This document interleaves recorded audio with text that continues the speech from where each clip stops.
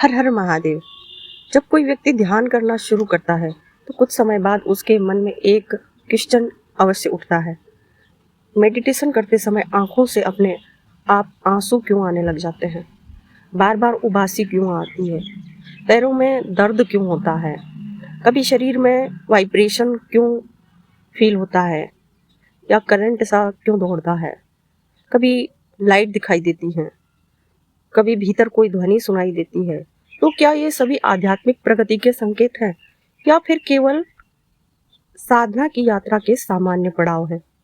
नमस्कार। आज हम इन्हीं अनुभवों को आध्यात्मिक दृष्टि से समझने का प्रयास करेंगे। लेकिन शुरुआत में एक बात स्पष्ट कर दूं, हर साधक की यात्रा अलग होती है।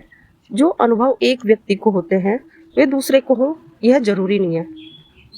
इसीलिए अपने अनुभवों की तुलना यानी कि कंपेयर किसी दूसरे से कभी मत कीजिए। ध्यान में आंसू क्यों आते हैं, पहले ये जानते हैं। बहुत से साधक कहते हैं कि मैं बिना किसी कारण मेडिटेशन में रोने लगता हूँ या रोने लगती हूँ। यदि आपके साथ भी ऐसा हुआ है तो घबराइए मत।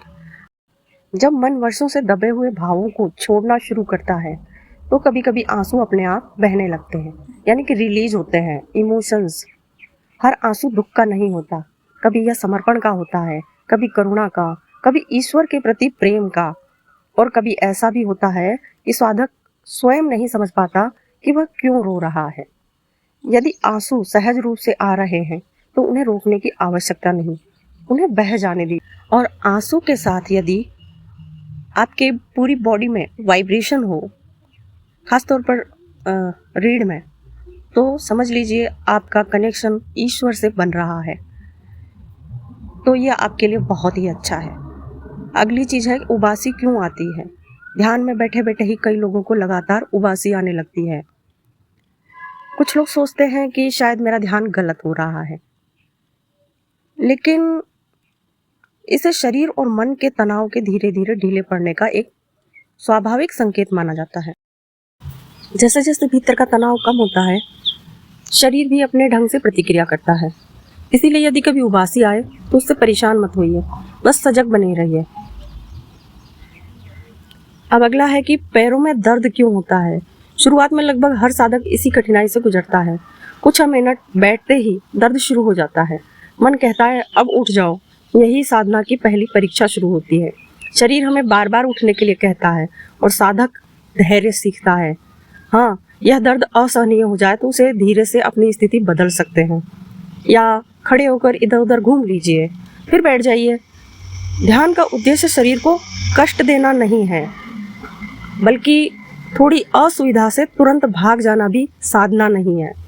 शरीर में कंपन होना, कुछ साधक बताते हैं कि ध्यान के दौरान शरीर हल्का सा हिलने लगता है, कभी वाइब्रेशन फील होता है। इसी अनुभव को अपनी उपलब्धि मत बना लीजिए, क्योंकि वाइब्रेशन आए या ना आए, दोनों स्थितियों में साधना आगे बढ़ सकती है। अब अगला है प्रकाश दिखाई देना।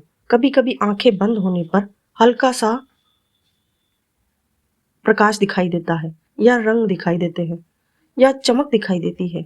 लेकिन यदि प्रकाश दिखाई दे तो उसके पीछे भागिए मत, और यदि ना दिखाई दे तो निराश भी मत होइए, क्योंकि ध्यान का उद्देश्य प्रकाश देखना नहीं, स्वयं को जानना है। भीतर ध्वनि सुनाई देना। कुछ साधकों को ध्यान में घंटी, भिनभिनाहट, बांसुरी जैसी ध्वनि या अन्य सूक्ष्म ध्वनियों का अनुभव होता है।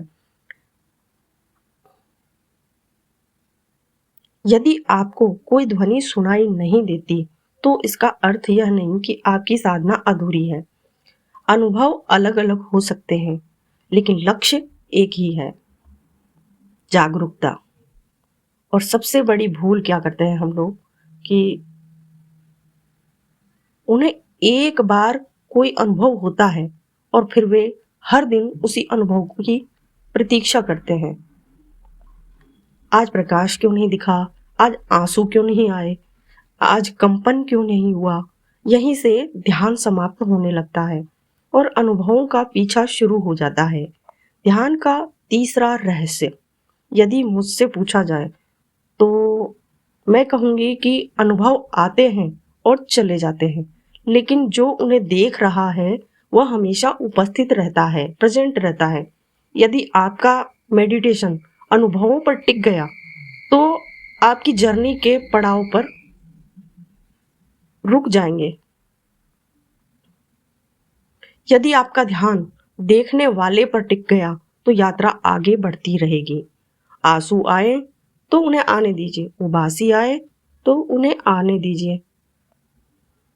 पैरों में दर्द हो तो धैर्य रखिए। प्रकाश दिखाई दे तो केवल देखिए।